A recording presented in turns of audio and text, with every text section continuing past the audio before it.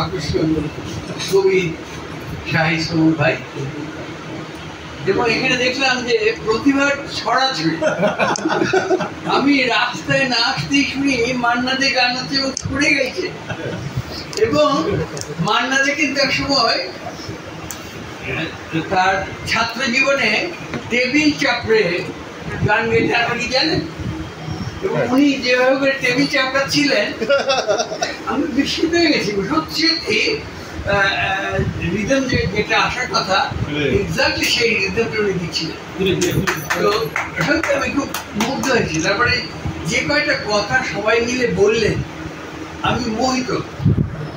এই যে এতটুকু একটা জায়গায় মধ্যে আপনারা রেগুলার মিলেমিশে সাংস্কৃতিক চর্চা করেন, সংস্কৃতিক চর্চা করেন, এইটা আমাকে সত্যি খুব বিমোহিত করেছে। কারণ সংস্কৃতি যদি আমাদের উজ্জ্বল না হয়, তাহলে মানুষগুলো উজ্জ্বল হবে। আমাদের উজ্জ্বল হতে গেলে আমাদের কবিতা হতে হবে, গান হতে হবে, সব কিছু সংস্কৃতির যত সংস্কৃতি বলতে শুধুমাত্র গান বাজনা নয়, কিন্তু এমনকি কৃষিকাজ পর্যন্ত কিন্তু সংস্কৃতির অংশ। আমাদের এই সুললিত সংস্কৃতির যে চর্চা, এইটা নিয়মিত যদি হতে থাকে, সেই সোসাইটি কিন্তু জেগে উঠবেই। এবং এটা তো 11 নম্বর সেক্টর, তাই না?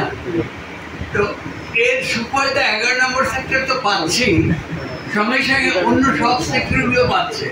সেই জন্য সব সেক্টরের পক্ষ থেকে আমি আপনাদেরকে কৃতজ্ঞতা জানাচ্ছি, আর বিশেষ কৃতজ্ঞতা গাংখিলের প্রতি, যে তারা কষ্ট করে এই অনুষ্ঠানটা আয়োজন করেছে। এবং আরও কৃতজ্ঞতা আমাকে এখানে